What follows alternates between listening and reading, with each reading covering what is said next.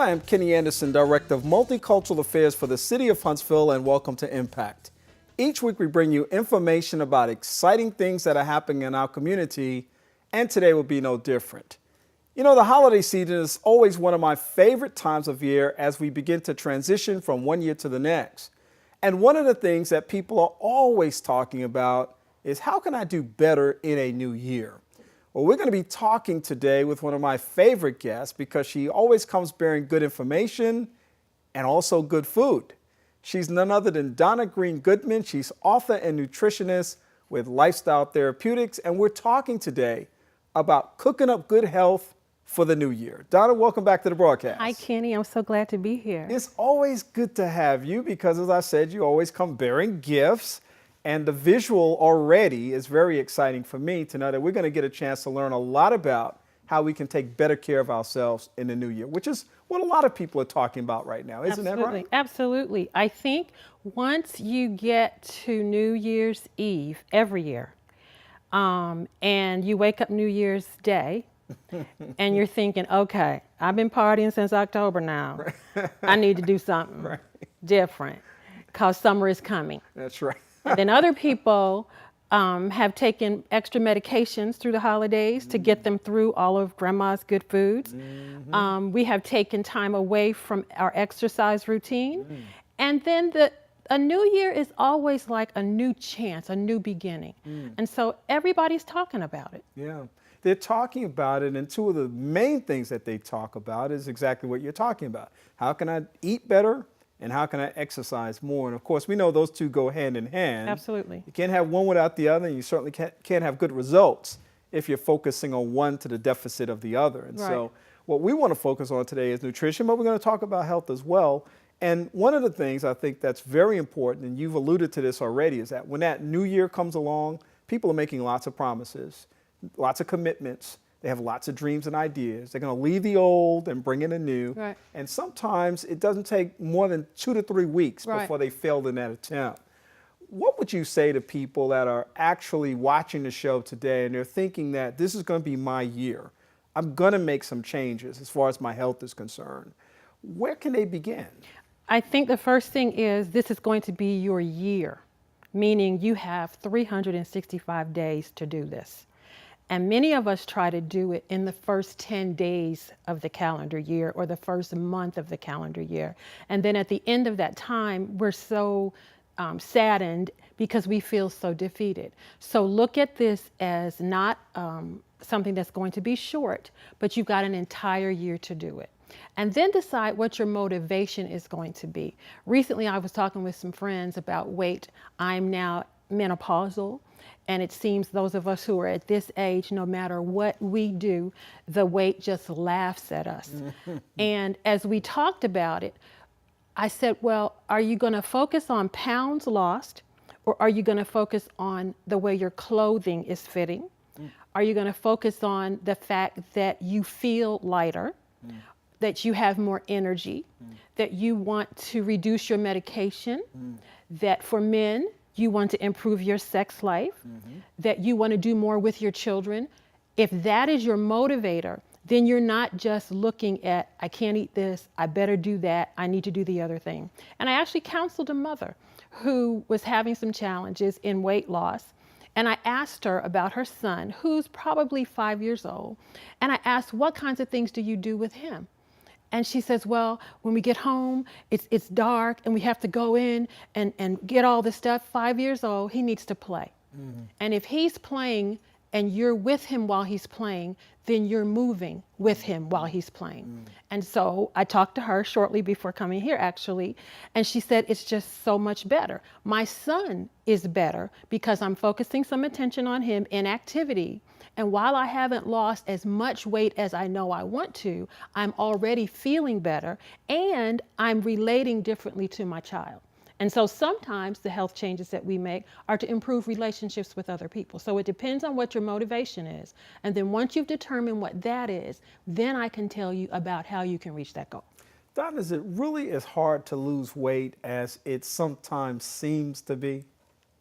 All the women who are watching know that we were in our 20s, you could not eat for 3 days and drop 3 dress sizes. But the older that you get, your metabolism starts to slow down. And so you're not as able to just fast for a few days and everything go away, because your body systems are not moving as quickly as they once were.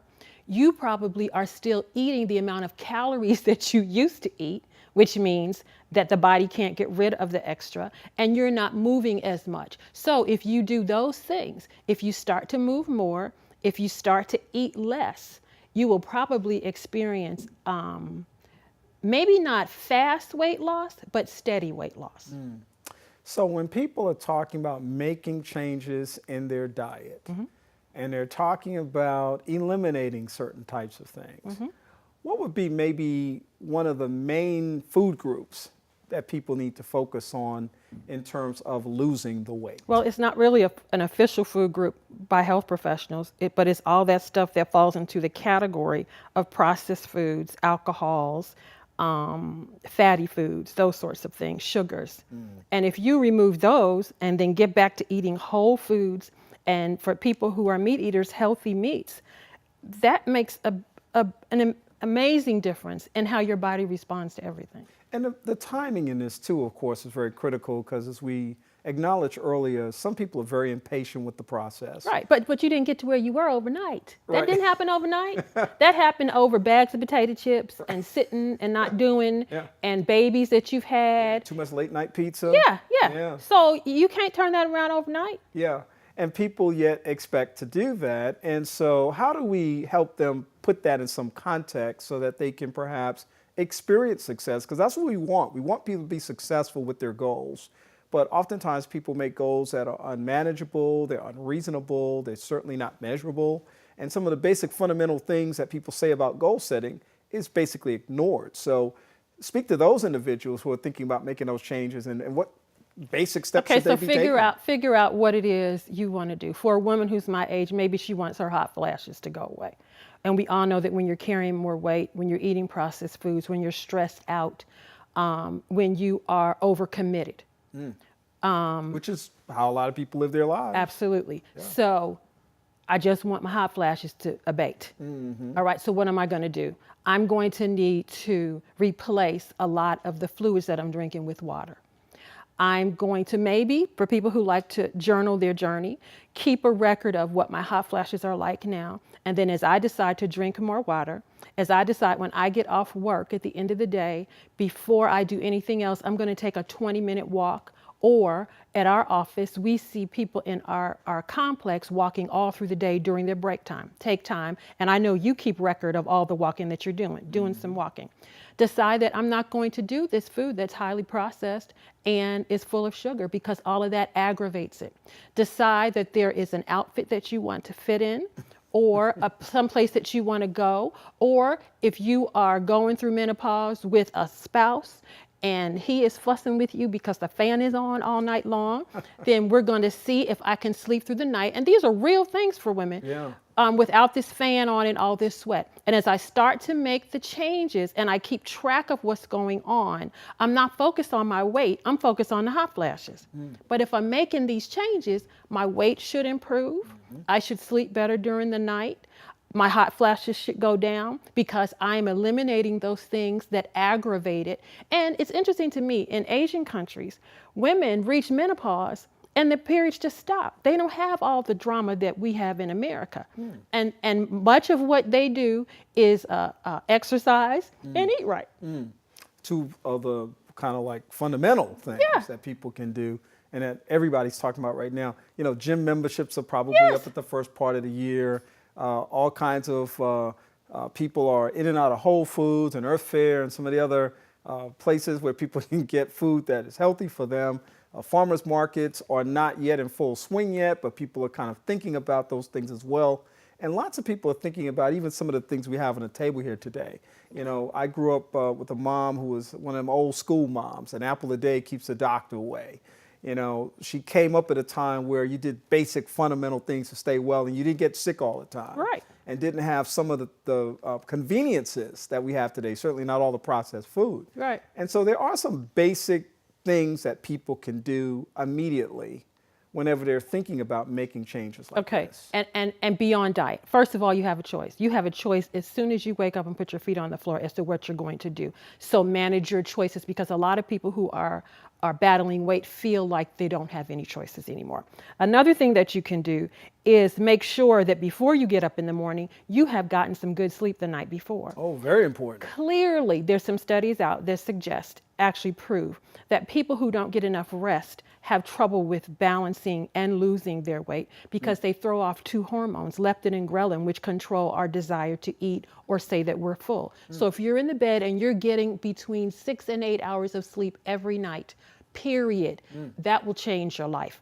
Another thing that you can do is look at your environment. What kinds of things are in where you work, where you live, that are cues that make you make choices or contribute to you making choices, because you're the one ultimately who makes a decision, to do things that aren't so good or are better. Something that can be done, especially in the wintertime when it's colder and we don't have a chance to walk outside or exercise outside, is make sure that you have plants in the home that change the environment of the room and help to relax and help to clean the air and help you to sleep better. Take away those things, especially the food things. Put your tennis shoes near the door. Little things like that, and make it a family affair.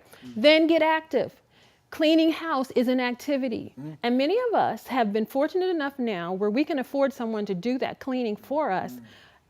Back up off of that a couple times. And you get in there and start doing the vacuuming and the dusting and make it a family event. And the calories that you will burn and the muscles that you are using are going to improve. And when you have more muscle than fat, you're able to lose fat better. Don't be discouraged. Trust yourself and the choices that you're making, that you can do this. Yeah. I know when you started doing all that walking that you're doing, you never thought that you would walk as far as you did. No. And for me, after my diagnosis with breast cancer, I'm like, I got to do this. So I was walking 5 miles a day and ended up doing the Peachtree Road race, which is like a 10K. And I didn't used to walk to the mailbox, okay? But I trusted each day. I didn't try to plan for the year. Each day I got up and I did it. And the next day I got up and I did it. Look at interpersonal relationships. People that you interact with affect your health. And one of the things that we don't often talk about when we talk about physical activity and eating is the impact of the relationships we have. Yeah. If there are people in your life that are weighing you down, cut them out. Yeah. You have permission. Yeah. You owe it to yourself, and you can make the choice to cut them out. Yeah. Because believe me, those who are in your life that are stressing you are not stressed. Absolutely, and that's one of the most important things that we can do. We're going to talk a lot more about health. We got a second part of this conversation coming up. Okay. In fact, we're going to focus specifically on the perils of sugar. Yes. And some of the challenges that people face, because that's probably numero uno. Yes. When it comes to the problems that we face in terms of our health. And we're going to do that in our second segment. For sure. But for right now, how can people get in touch with you to get more information about cooking up good health for the new year? If they're interested in reaching me, you can reach me at Lifestyle Therapeutics, which is our Lifestyle for Better Health Center here in the city, 4835 Suite 9, University Square here in Huntsville. I don't usually give this out, so I've got to think. Phone number 256-704-2352. And you can always email me about anything that we've talked about today or recipes or anything like that at LTX as an example at clinic@gmail.com. ltxclinic@gmail.com. All right, Donna Green-Goodman. Yes. She's author and nutritionist with Lifestyle Therapeutics. And we're looking forward to part 2 already. I've been watching those apples over there doing the whole segment today, thinking about the sugar to the right of it and saying I need to rebuke the sugar and grab an apple. And I hope that you'll grab an apple with me too. We got a second segment coming up, and we hope that you'll definitely enjoy it. We hope you've appreciated the information that we shared in this one. And we hope that you can go to our Impact with Kenny Anderson Facebook page, which has this video that you just saw, as well as some behind-the-scenes shots of what happens when the camera stops rolling. For Impact, we've got part 2 coming up. So hold tight with Donna Green-Goodman. We'll see you next time.